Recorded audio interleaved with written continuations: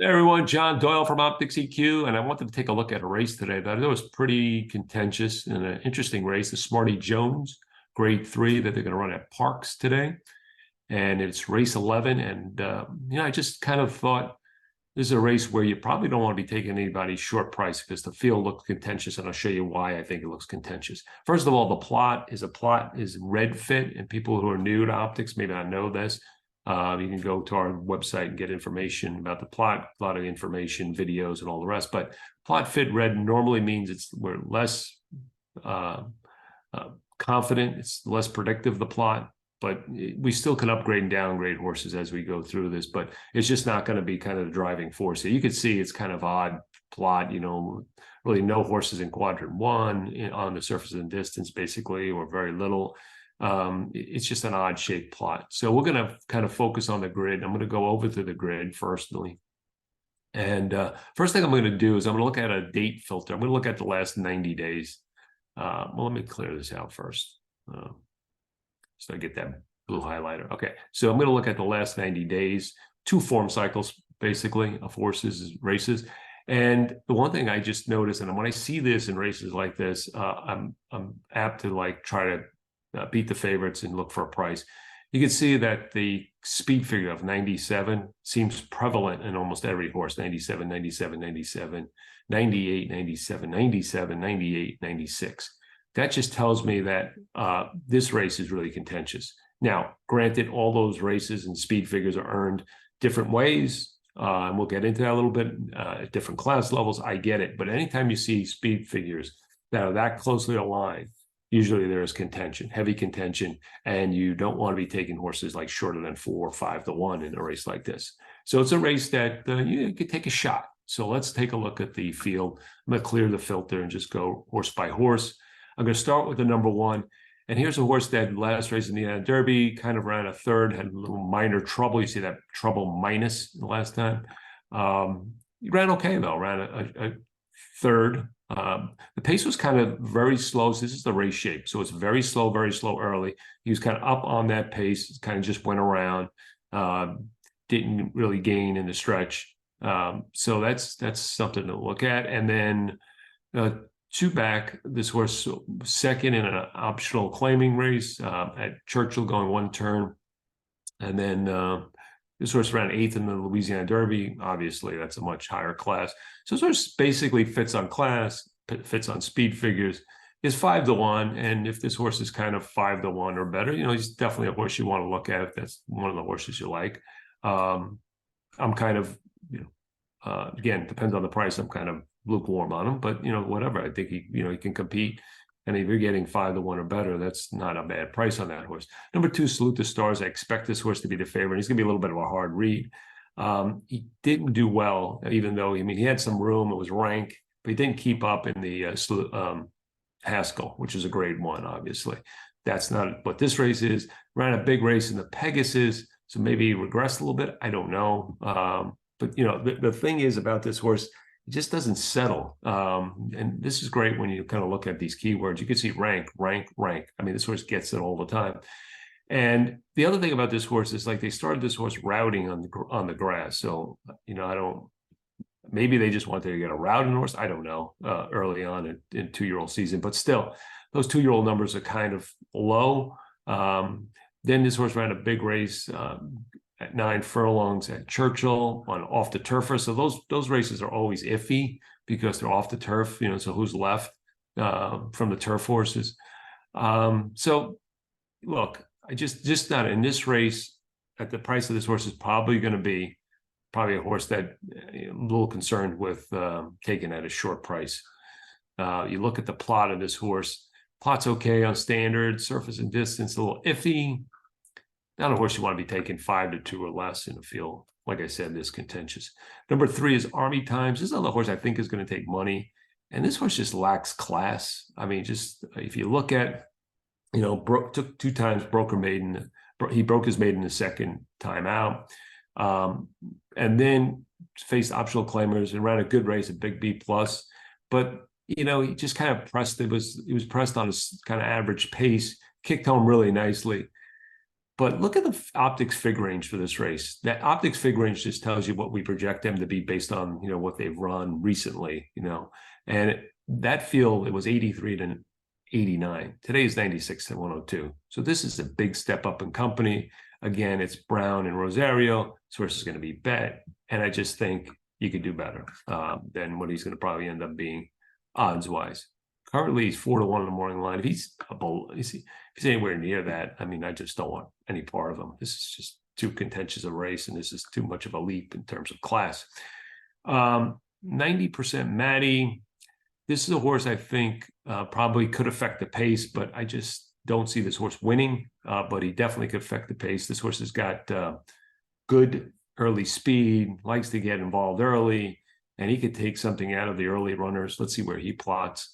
Yeah, he plots right in there. So he's in there with the 3 and the 6 and some others like the 3, 4, 6, 7, and 9 all like to be forward. I think he can affect them. I just don't see him overcoming those horses and then winning the race. Last race, I could forgive that race a little bit. It was on a muddy track, dueled really hard, and then kind of backed up badly. But this horse looks like ceiling is a 94. He's gonna have to punch through that. And I just don't see it, you know, with the scenario today. And then 8 to 1, I don't think that horse will be anywhere near 8 to 1. But if he is, it's really bad price. Victory Way. This is another horse that'll take money. It's a mod horse, and this horse has done really nothing wrong. Broke maiden early at Aqueduct and really good speed figure around a B plus. Then came back and finished 3rd in the Bayshore, and then broke through non-winners the next time. This horse is headed in the right direction. My only concern with this horse is this turf designation, you know, where you're thinking he's better on the turf than he is on dirt. So that's kind of just a little bit of a concern. This is the first time 2 turns. So there's some concerns. Let's take a look at his plot. Yeah, he plots fine in quadrant 1, a little circle here, a square here. Nothing too dramatic. It's just, again, do you want to take a short price on a horse doing something for the first time in a field that's contentious? So, yeah, it all depends on where he ends up price-wise, but other horse, you might want to consider playing against in this situation. The 6 Mo Visitor, just thought this horse peaked around a big speed figure, like out of his mind last time. I didn't like the fact that the horse he ran really well, popped out of the gate, but he was kind of drifting late, and Notes is projecting a regress for this horse. And he gets a much more difficult pace scenario he gets today, moves up in class. Now, this horse did run in a grade 2 and a grade 3 and just did nothing. He's not that caliber. So just thinking class-wise, form-wise, there's going to be a regress on number 6. The number 7, Daydreaming Boy, is been running really well, but he might have peaked. You see these 2 big figures, they don't kind of match up with his other figures.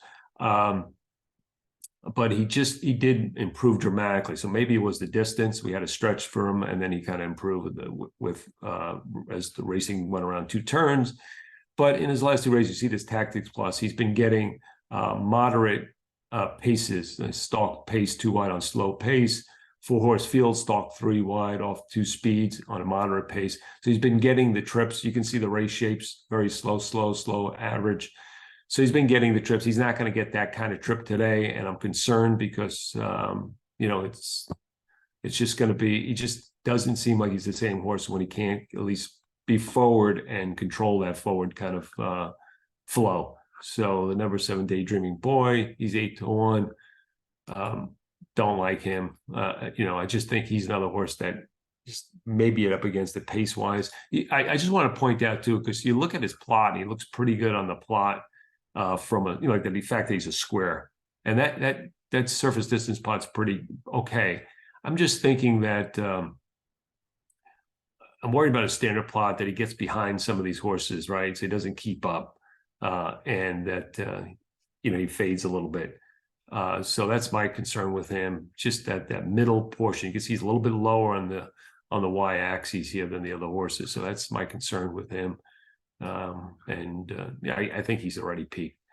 Darrow, I think this horse is really interesting. Just look at the speed figure progression on this horse. I thought his last race was awesome. Now he's running against less horses, but you know, it's better than some of these. At least he's progressing in terms of his Optix fig range. He's running against better horses each time, and he's improving when he does that. His last race was smashing, and he was wrapped up late. The fact that what I like about him is he doesn't need a pace, and he adapts to the pace, which is very important. So you can see here in a very, very slow race, he can sit on a very, very slow pace and do well. He could come off the pace on a fast pace and do well. So he's adaptable to the situation. So I think if there is some pace that they decide to go fast, I think he can come off of it. If they decide to go slow, he can stalk just off of that and finish. He's improving. And wouldn't it be great? John Service, who was the trainer of Smarty Jones, be the winning trainer here for this horse. He's got a win over the track. I mean, if you can overcome the class thing, I think, and again, some of the class of these horses is iffy anyway. So I just think an improving horse like this 3-year-old, you got to take your shot. And the thing is he's just been disrespected. He won at 11-1 last time, which was crazy. He's won at 8-1. He's 10-1. So he's a horse that obviously continually outruns his odds. So a horse that I like. You kind of see his plot. He's a square. And again, you know, he can be closer. He can be farther away. I think he's a horse that I like, especially at that morning line at anywhere near 10-1. I would even be happy with 8-1 on him. Fine. Air Maricola, I think this is a horse that's obviously a class horse and fits this race. You know, the only concerns I have about him is that, you know, they've been trying a bunch of things. They tried the Belmont. That didn't work. So he needed shorter than drop. He got that in the Curlin, ran okay. No real knocks. The only thing I don't like too much is his plot. It's a big kind of circle in quadrant 2. He's going to be a deep post, and his 2 wins have been on the lead, right? So I think, you know, he's going to maybe push the pace, and I think he's going to get some resistance with the 3 and the 4, and I think that's going to be a little bit to his undoing. So I think he mixes it up early, and you know, maybe that's going to leave him a little bit vulnerable late. But he's a horse that could win. I just, if for my money, the value is the number 8, Adaro, at 10-1. I think that horse is the key. Why I would want to keep my bets around. Just think he's the informed horse that adapts to the different pace scenarios, and it's going to be, as you see by the plot fit red, it's up in the air. So for me, it's Adaro. Hey, just to let you guys know some information, we're going to be doing, Emily and I are going to be doing a Travers preview. We're going to do probably the Travers, another video, and other races, maybe a couple other races on that day, big day. And we also have Focus for that day. So check us out at OptixEQ on Twitter and at OptixEQ.com. And you can see all the information, and you can pick up that, it'd be part of the silver plan if you wanted to Focus for the big races at Saratoga on Saturday, Travers Day. So this is John. Thanks for listening, and good luck today.